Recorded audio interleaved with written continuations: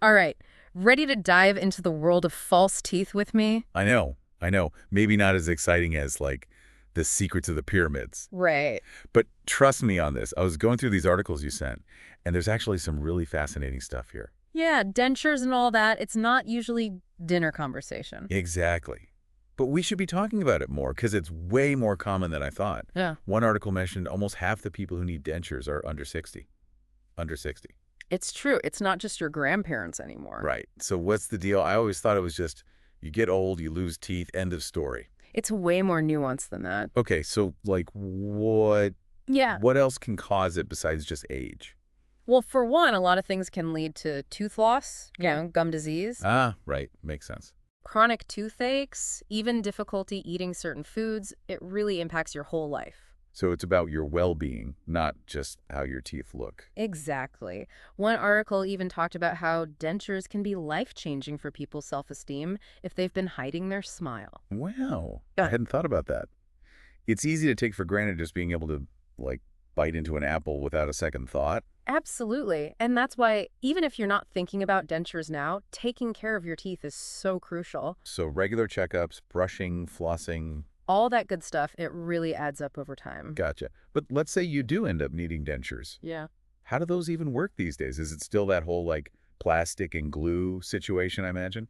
Well, luckily, things have come a long way. Dentures now use some pretty high-tech materials, like these things called flexible polymers. Flexible polymers. Okay, now that sounds kind of cool. They're designed to actually adapt to the shape of your gums, make it much more comfortable. So it's not just about replacing the teeth, it's about making it feel as natural as possible. Exactly. So flexible polymers, huh? That's pretty wild. Yeah. But okay, how do they actually stay in? Like, is it suction or something? Do you have to use denture glue all the time? That's a really good question, and it kind of depends on what kind of dentures we're talking about, right? Because you've got your full set, replaces all your teeth, and then you've got partials that just fill in some gaps. Right, makes sense. So for the full dentures, it's all about getting that really snug fit. Like imagine a puzzle piece. Yeah. It's custom made to fit right over your gums. Okay. And then there is some natural suction that happens there. Ah, interesting. But a lot of people do find that denture adhesive helps, especially at first when you're getting used to them. Gives you that extra bit of, peace of mind. Yeah, totally. So it's not actually glued in permanently, but the adhesive just makes it feel more secure? Exactly. Now, partial dentures, they're a little different. Those usually have clasps or attachments that actually clip onto your other teeth. Oh, so it's like little hooks, almost. Yeah, you got it. They're designed to be discreet, though. You don't really see them, but they give it that extra hold since you're not relying on just the suction alone. Makes sense, makes sense. So whether it's full or partial, sounds like that perfect fit is key. One of the articles mentioned taking impressions and making a trial denture. What is that all about? Yeah, so that's a really important step in the process. Before you get those final dentures, they're going to take super detailed impressions of your gums, any remaining teeth, all that. Yeah. And those impressions are used to create a model so they can make sure everything fits comfortably, functions the way it should. That trial denture, it's like a test run, basically. Gotcha. So you get to like test drive your new smile before it's permanent. Exactly. You try it out, see how it feels, make sure it fits right in your mouth, and if anything's off, they can adjust it before making the final version. That's really smart, actually. So one thing I never really thought about, our mouths, they change over time, right?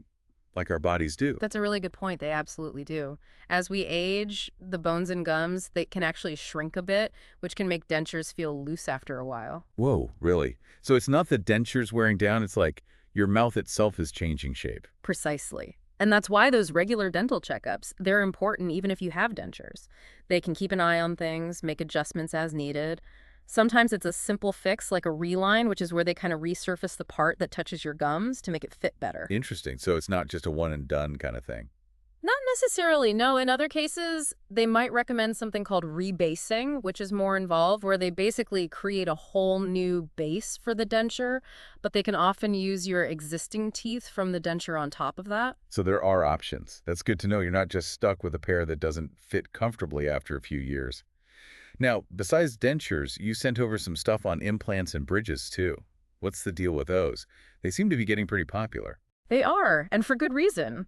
Implants and bridges are great alternatives for a lot of people, but like anything else, they've got pros and cons. Implants, for example, they're pretty much like having your own teeth back. They're surgically put into your jawbone, Oh, wow. and they actually like fuse with your bone over time. It's incredible. Wait, so they become part of your jaw? Yeah.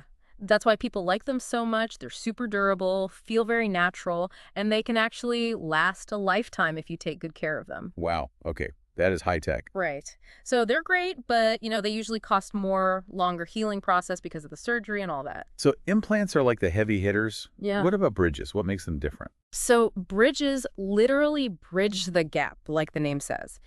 If you're missing one tooth or a couple in a row, they use the natural teeth on either side to anchor it in place. Oh, I get it. So it's like those teeth are the pillars holding up the bridge. Exactly. Yeah. And the bridge itself, it has the false tooth or teeth in between, so it fills the space and looks totally natural. Pretty clever. Yeah.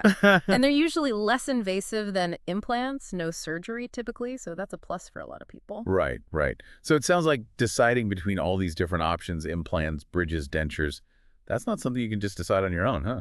Definitely not. It all depends on your specific situation.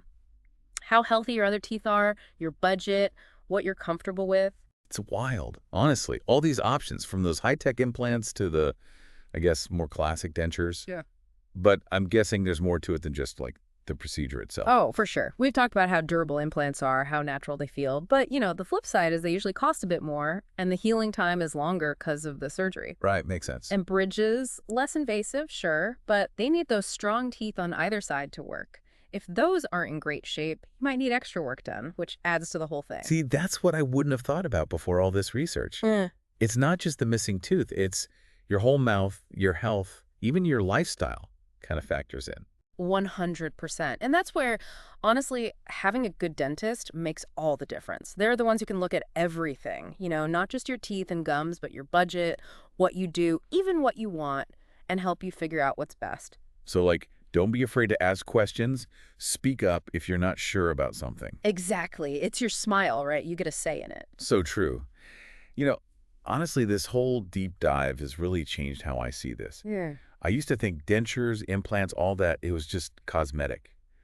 But it's so much more than that, isn't it? It really is. Your confidence, eating, even just talking to people, it affects it all. Totally.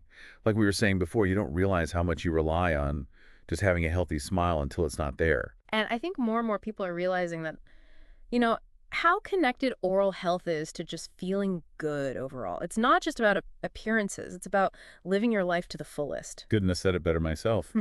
Well, this has been quite the deep dive, huh? False teeth, who knew? Right. And this is really just scratching the surface. The big thing to remember is be proactive. Don't wait till things are bad to see your dentist. If you've got questions, concerns, anything, they're the experts. Let them help you navigate all this stuff. Exactly. And on that note, we'll leave you with this. We've talked a lot about how dentures work, those futuristic implants, everything in between. But there's one more thing to consider. How much does your own idea of a confident smile, how much does that play into your choice? Beyond just the technical stuff, something to think about.